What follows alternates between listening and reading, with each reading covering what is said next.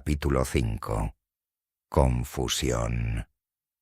De regreso a nuestro pequeño campamento improvisado, la brisa salada de la playa no lograba disipar la densa niebla de confusión que se había instalado en mi mente.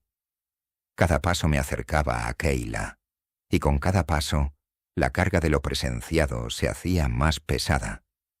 ¿Cómo explicarle la paradoja de un hallazgo monumental silenciado, la brutalidad militar y la sensación de encierro que ahora nos oprimía?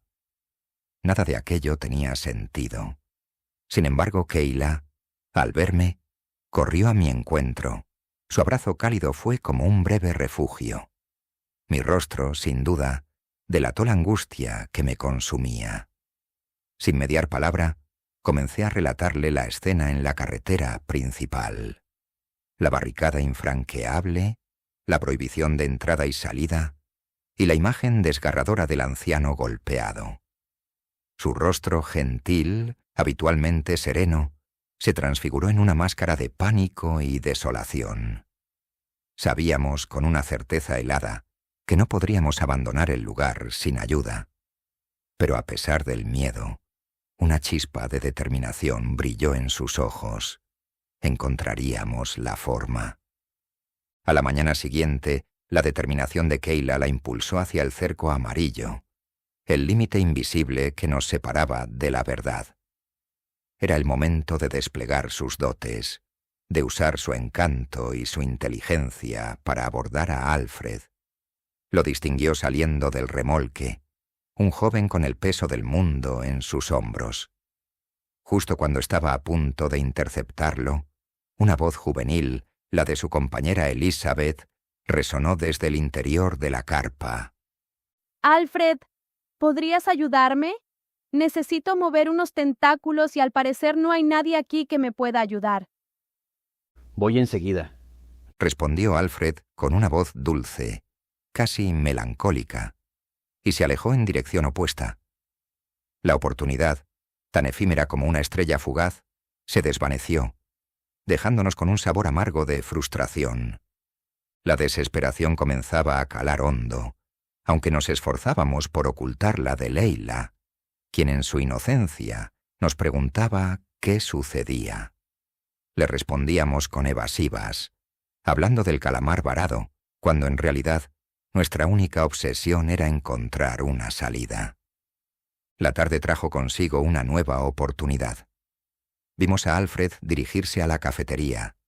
Tras unos minutos, emergió con un pequeño botín, azúcar y un galón de leche, provisiones para su café. Era el momento perfecto. Kayla se acercó con una sonrisa suave. «Hola, buenas tardes», dijo Kayla, su voz un bálsamo en la tensa atmósfera. Hola, buenas tardes, tartamudeó Alfred, visiblemente sorprendido y un tanto acorralado por la cercanía de Kayla. Mi esposa, pensé con un atisbo de orgullo, era innegablemente hermosa, y su presencia tenía un efecto indiscutible en los hombres. «Hola», continuó Kayla, con una mezcla de dulzura y firmeza. me preguntaba si podría decirnos qué está pasando. Llevamos aquí una semana y media. Estuvimos cerca del calamar cuando llegó del mar, pero no entendemos por qué murió. Kayla acortó la distancia entre ellos, su cercanía intensificando el nerviosismo de Alfred. ¿No podemos dar información de lo ocurrido aquí, señora?, balbuceó Alfred, quien evitaba la mirada de Kayla directamente. Mientras tanto, Kayla, con su innata habilidad, supo cómo manejar la situación. Vamos, un pequeño adelanto de lo que publicarán más adelante. Algo extraoficial porque eso harán, ¿verdad? Kayla, con un gesto casi imperceptible, lo tomó del brazo, una caricia sutil, y luego llevó su mano al hombro del joven, dándole un par de palmadas reconfortantes. Lo lamento, pero no puedo hacer eso, refutó Alfred, ahora visiblemente más agitado. Lo siento en verdad. Mira, seré franca. Sabemos que hay guardias por todo el lugar. No somos de aquí, y anoche mi esposo indagó un poco y descubrió que no están dejando salir a nadie. No sabemos lo que pasa, pero si nos ayudas a salir, nuestra boca estará sellada. Por favor. Kayla, con una súplica en la voz, miró a Alfred a los ojos. Alfred estaba a punto de responder, pero ni él ni Kayla se habían percatado de la presencia de su compañera, Elizabeth, que se acercaba con paso firme. Alfred, cariño, ¿podrías venir a ayudarme? La voz de Elizabeth, con un matiz de impaciencia, interrumpió la escena, obligando a Kayla a retroceder un paso. Elizabeth, Respondió Alfred, algo nervioso.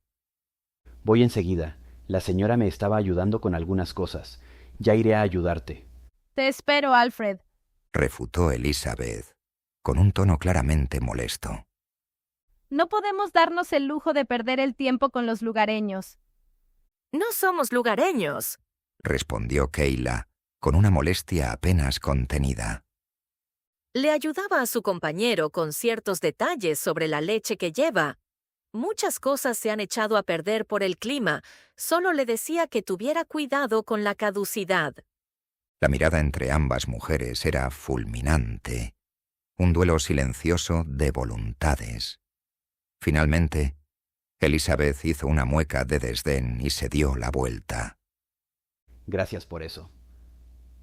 Alfred le agradeció a Kayla y con un gesto discreto le hizo una seña para que se acercara.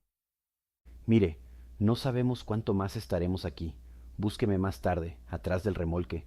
Tal vez le pueda ayudar en algo. Con esas palabras, Alfred se alejó rápidamente hacia donde su impaciente compañera lo esperaba. Kayla regresó a nuestro lado, un poco más tranquila por la promesa de información, pero su rostro reflejaba una furia contenida.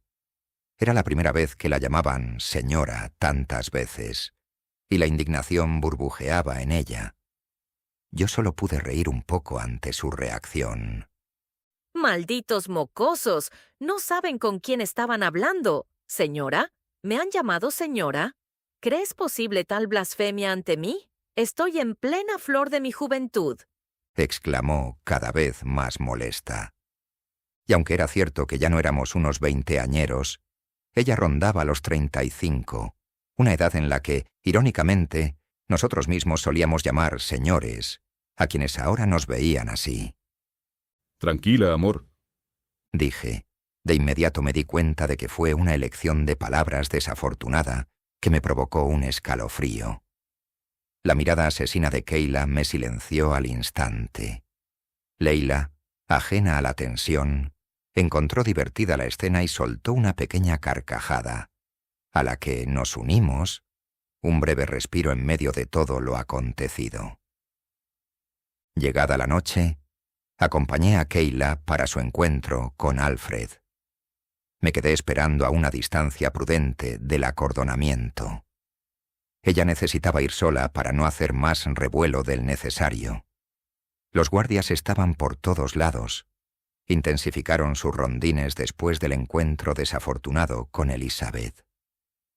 Kayla se acercó con cautela al remolque, evadiendo la vista de unos cuantos guardias que hacían su vigía. Tocó la parte trasera del remolque, y Alfred, asomando apenas la cabeza para verificar que no hubiera nadie más cerca, y después de cerciorarse de lo mismo, salió a conversar.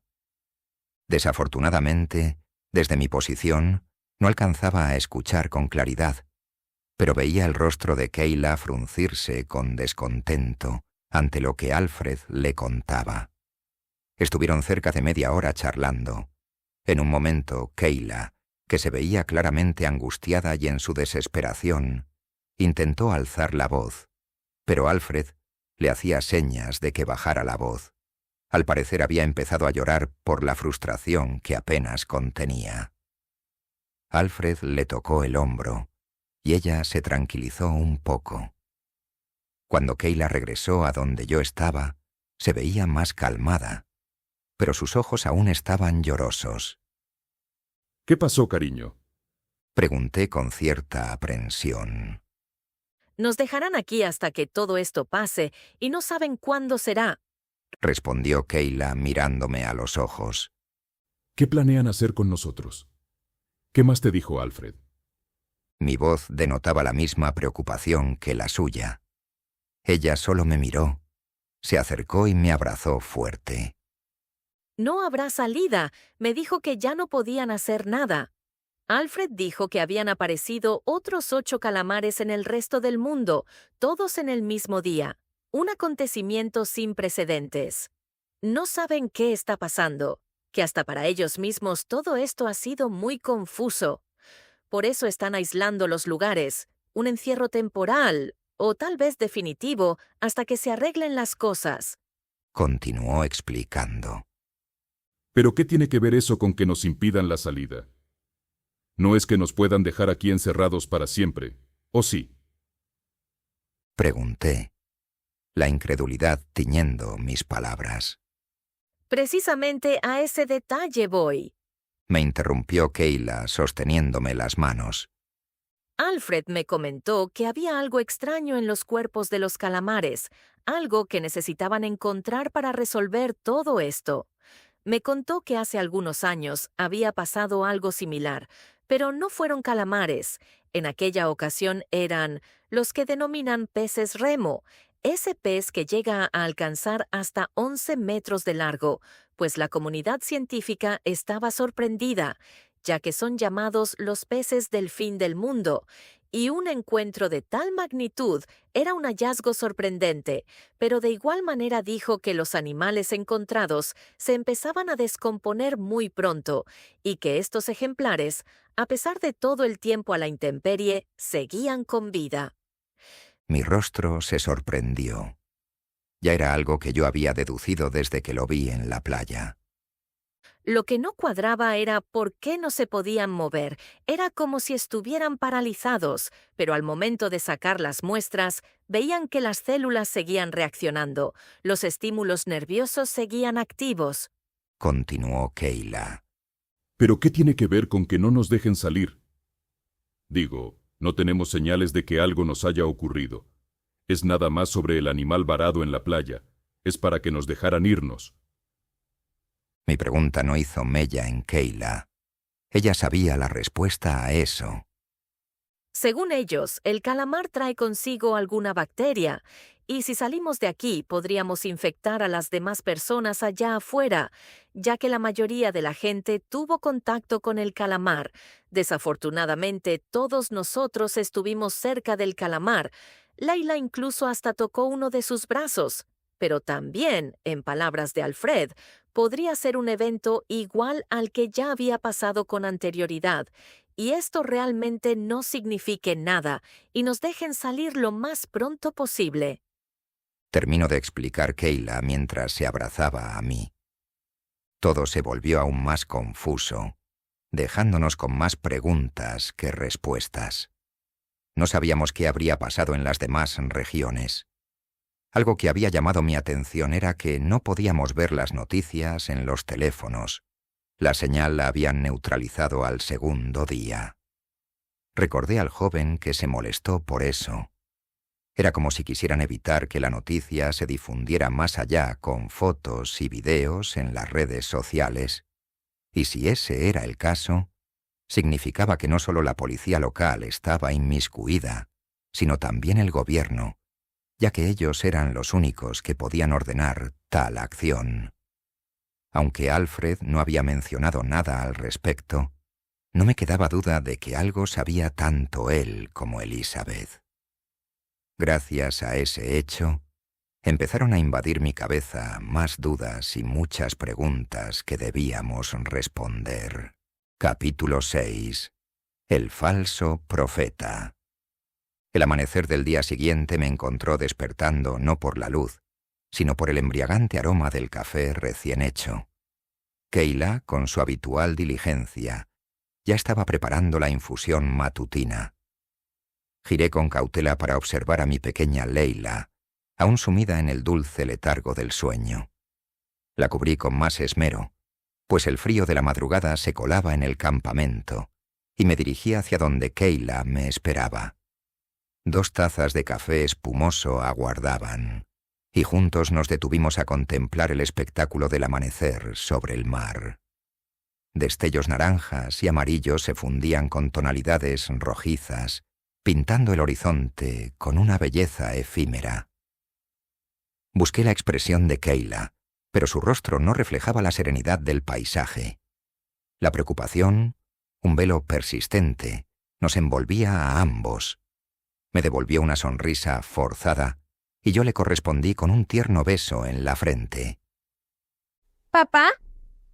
Escuché el pequeño susurro de Leila que se desperezaba. «Hey, deberías seguir dormida». Respondí con una sonrisa. ¿Qué hacen despiertos tú y mamá?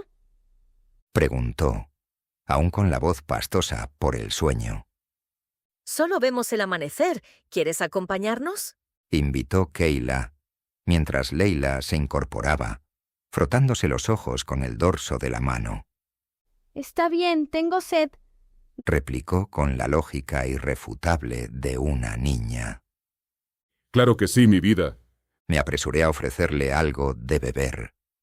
Llevábamos varios días en el lugar, y nuestros suministros comenzaban a escasear. Nuestra visita a ese lugar era meramente por vacaciones, y en nuestro almacenaje solo habíamos llevado lo indispensable.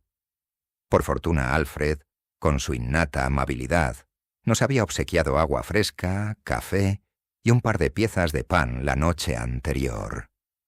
Era un joven realmente considerado. Nuestra contemplación del tranquilo mar se vio abruptamente interrumpida por la visión del campamento en la playa. Durante la noche, un convoy de estilo militar había irrumpido, estacionándose más allá del acordonamiento. Ahora, incluso el ejército estaba involucrado, y la tensión se palpaba en el aire. La quietud del momento se desvaneció por completo cuando un alboroto estalló en el campamento donde se encontraba la criatura. Un estruendo ensordecedor proveniente de aquel toldo. El aire se rasgó con un gemido gutural, profundo y desgarrador, que no parecía pertenecer a este mundo. Era el lamento de la criatura moribunda en la arena, un sonido que vibraba en el pecho y se arrastraba por la piel como una caricia helada, un eco espectral que emergía de las profundidades del océano, pero que ahora sonaba corrompido, como si la propia inmensidad marina estuviera sufriendo. La combinación de estos elementos creaba una atmósfera opresiva, un paisaje sonoro que anunciaba no solo la muerte de una criatura, sino la inminente llegada de una catástrofe incomprensible, un presagio audible de que algo fundamentalmente incorrecto estaba ocurriendo en el corazón del mundo. Los científicos corrían de un lado a otro, presos del pánico. Aquel sonido los obligaba a taparse los oídos, mientras los agentes de policía y los soldados desenfundaban sus armas apuntando hacia la carpa. Algo grave había ocurrido. Vimos a Alfred salir apresurado del remolque con la camisa a medio abrochar y sin zapatos, seguido de cerca por Elizabeth, ambos con los rostros desencajados por la alarma y el sonido estruendoso que aún provenía desde el interior. Poco a poco aquel zumbido fantasmal fue desapareciendo, dejando solo el rastro de inquietud ante los que aún se encontraban a la defensiva. Fue cuando tanto Alfred como Elizabeth entraban precipitadamente en la carpa que ocultaba el cuerpo inerte del molusco gigante. Y después de eso, no volvimos a verlos en el resto de la mañana. A media tarde, Elizabeth reapareció, solo para adentrarse de nuevo en el remolque y salir poco después con ropa limpia para Alfred y un par de zapatos. ¿Qué estaba sucediendo? Quizás era nuestra oportunidad para escapar del pueblo y descubrir la verdad. Recogí nuestras pertenencias con la mayor celeridad posible y las subí a la camioneta. Leila y Kayla, con la mirada fija en el campamento, observaban los acontecimientos con una mezcla de asombro y aprensión. ¡Rápido! ¡Suban! Vamos a ver si podemos salir. Alcé la voz para captar su atención. No podemos marcharnos aún, papi. Él sigue ahí. Reprochó Leila, señalando hacia la carpa. ¿Quién sigue ahí, hija? Kayla volteó a ver a Leila con una preocupación creciente. Ese joven, mamá, el que está hablando desde la carpa. ¿No lo vamos a ayudar a salir? Recriminó Leila, su voz teñida de inocente indignación.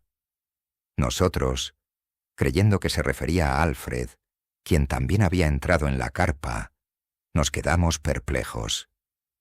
Alfred estará bien, hija. Él sabrá qué hacer en estas situaciones. Por lo pronto, vámonos de aquí. Necesitamos salir de este lugar. ¡Vamos, corre! Respondió Kayla con rapidez, tomándola de la mano. Subimos las cosas a toda prisa y nos preparamos para la huida. Tomamos el camino directo hacia la salida del pueblo, con la esperanza de que el disturbio en la playa hubiera dejado desguarnecida la barricada. Avanzamos por el camino de tierra un par de kilómetros, pero nuestra suerte se agotó. Poco antes de llegar a la carretera principal, un par de camiones militares nos cerraron el paso, impidiéndonos avanzar. Dentro de los camiones, distinguimos a una decena de policías, quizás más. El nerviosismo del momento nublaba mi juicio. Todos llevaban pasamontañas oscuros y uniformes tácticos. Solo sus ojos, fijos en nosotros, eran visibles. Cargaban armas largas y al fondo vislumbramos algo parecido a escudos antimotines, como los que se ven en las películas. No tardó en bajar de uno de los camiones un joven militar, delgado, y con un uniforme de camuflaje verde impecable. Mientras se acercaba a nosotros, se colgó el fusil a la espalda. No pueden retirarse del lugar, nos dijo con un tono de voz que denotaba una molestia apenas contenida. ¿Qué está pasando? No pueden obligarnos a quedarnos. Algo grave sucede y no quiero que mi familia y yo estemos en la línea de fuego. Mis palabras, cargadas de desesperación, no hicieron mella en él. Señor, baje del vehículo inmediatamente, replicó, su voz ya teñida de impaciencia. No puedes obligarme, respondí, intentando mantener la calma, aunque mi corazón latía desbocado. Señor, se lo estoy pidiendo amablemente que baje, insistió, mientras hacía una señal a un compañero para que lo secundara. Señor, se lo pediré una vez más. Baje del vehículo ahora mismo. Su voz se había endurecido, rozando la amenaza. Se lo vuelvo a mencionar, no... No pude terminar la frase. Su compañero se acercó a la puerta de la camioneta, la abrió abruptamente y me sacó de un tirón. Caí de cara al suelo. Por suerte, logré amortiguar el golpe con las manos. Escuché a Kayla reprocharles su brutalidad a los militares, pero ellos la ignoraron por completo. Sentí los pasos acercándose. Alcé la vista y vi a uno de ellos sacar un bastón metálico, con la clara intención de golpearme. Pero antes de que pudiera hacerlo, una voz grave y autoritaria retumbó desde el fondo. ¡Alto! ¿Qué creen que están haciendo? Era un militar de avanzada edad, quizás 60 y tantos años, con un rostro firme y curtido por el tiempo. No era muy alto. Tal vez la edad lo había encogido un poco, y su cabeza estaba casi completamente cubierta de canas. Caminaba con dificultad, cojeando ligeramente de la pierna derecha y llevando ocasionalmente la mano izquierda a su hombro derecho, como si una vieja herida lo atormentara. Pensé que, sin duda, había sido un cabo en sus años mozos, un veterano de 1000 batallas. Llevaba un puro cubano en la boca, un detalle inusual en un militar. En su uniforme se distinguían varias medallas, Una de ellas captó mi atención. Dorada, en forma de rombo con incrustaciones azules. Sabía que esa condecoración solo se otorgaba a los militares de valor excepcional, lo que me hizo pensar en hazañas inimaginables durante su servicio. Señor, trataban de huir del lugar y tenemos órdenes de no dejar salir a nadie, respondió el joven militar, visiblemente nervioso ante la presencia del superior. Está claro que tienes esas órdenes, pero no es para que agredas a los civiles. Ahora regresa a tu posición, antes de que cambie de opinión y tengas que buscar otra cosa para ganarte la vida. La voz del veterano, que antes había sonado como un trueno, hizo que el oficial inclinara la cabeza y regresara a su camión, humillado. Pido perdón por mis subordinados, dijo, y su voz cambió tan repentinamente, de la de un hombre capaz de enviar a sus hombres a la muerte, a la de un abuelo gentil. Ahora, ¿me podrían acompañar? Nos encaminó hacia su convoy, donde lo acompañaba un joven militar de expresiones amables. Entiendo que no les han explicado nada del por qué no los dejan salir. Tal vez yo les pueda dar alguna información al respecto. Por cierto, disculpen mis malos modales. Me presento. Soy el general de brigada José de la Garza. Ahora por aquí, por favor. Terminó de hablar con esa amabilidad extraña, casi desconcertante. El joven militar, al estar en la presencia del general, nos daba indicaciones para subir al vehículo militar de donde había bajado de la Garza. Subimos a ese vehículo, dejando atrás nuestra preciada camioneta, aquella que nos había acompañado en todos nuestros viajes sin demora. De igual manera dejamos nuestras pertenencias esperando que en algún momento regresemos por ellas, algo que espero en un futuro cercano. Nos llevaron de nuevo a la playa, directamente al remolque de Alfred. No sabíamos con exactitud qué nos iba a informar, y la mezcla de nerviosismo y preocupación nos oprimía. Al llegar a la playa, ya el caos se había controlado bastante. Solo a algunos científicos los atendían contra el estrés provocado hace algunas horas. Los militares se encontraban dispersos por el lugar, pero todavía con resquicios de defensa en contra de algo que no entendían.